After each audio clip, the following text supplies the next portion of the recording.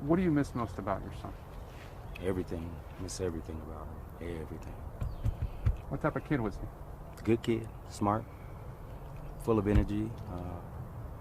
Smart as a whip. Like I said, he's special. Just a special soul. As hard as this story is for me to work on, I believe it's important to keep the pressure on the Aurora Police Department over the murder of Elijah McClain. What every entity involved in his murder and subsequent cover-up have in common is that they are all government entities. Government murdered an innocent man, and government is covering up the truth. Let's keep in mind these officers were fired over a social media posting, not for killing Elijah McClain. The fact that all three of the officers dislodged their body cameras, the fact that they said multiple times throughout the 15 minutes that they were torturing Elijah, move the camera, dude, or I'm turning off this camera. The fact that they applied multiple kinds of horrible physical restraint on him, including those 2 carotid chokeholds, and inflicted multiple other kinds of restraint as well.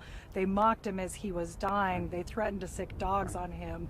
I mean, the fact that the Aurora Police Department exonerated all of those involved officers who went hands-on demonstrates that it is a very troubled department, to put it mildly. Should they have used that much of a sedative on him? There was no right to use any sedative whatsoever on Elijah. Elijah was, first of all, there was no right to stop him. There was no reasonable suspicion he had committed any crime. The 911 caller was clear that he had no weapon, had committed no crime, and that no one was in danger. So there was not a legal right to do one bit of it. Cops who don't know the limits of their authority are a danger to the community by needlessly escalating situations. Cops who don't know the limits of their authority have costed taxpayers over $300 million in 2019 alone, in lawsuit settlements, for misconduct and other illegal things police do. Cops who don't know the limits of their authority become a ticking time bomb, and it will be only a matter of time before the bomb goes off.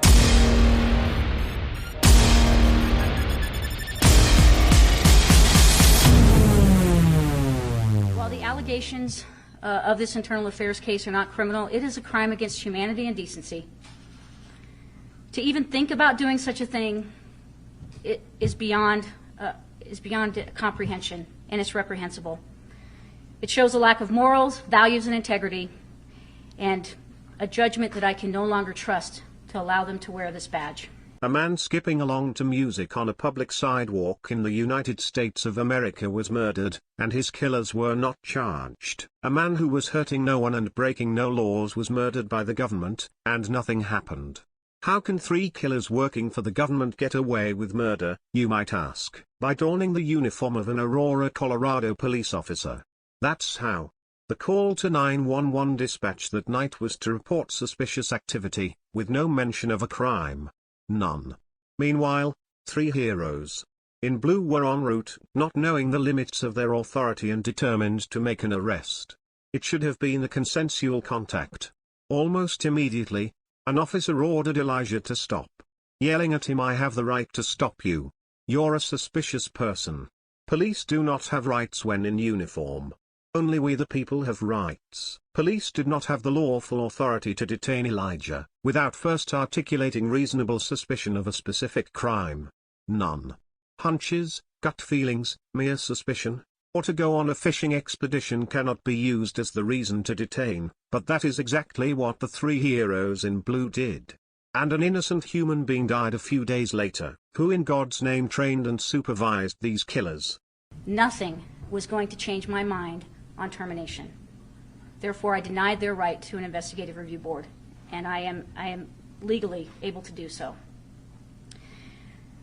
I met with these officers today at 11:30, 11:45, and 12 o'clock, 72 hours since Tuesday when they had their pre-disciplinary hearing with me, and I terminated the remaining 3.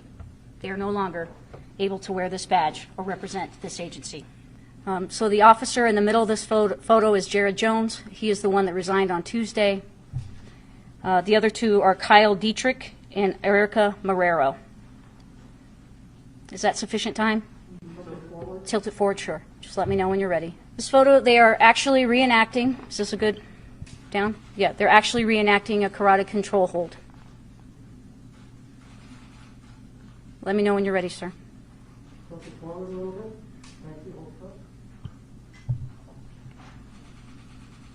Why do police officers across the country keep doing the same thing, over and over again, and with virtual impunity? And why do they only know how to arrest and use violence?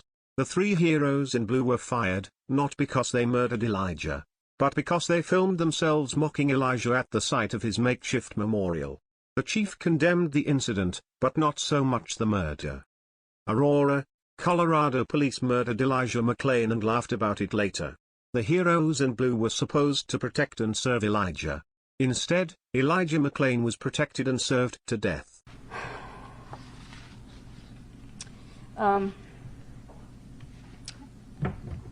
It's reprehensible, and that's why they no longer work here. Had they not videotaped themselves, mocking Elijah, there is no doubt that they would still be working the street.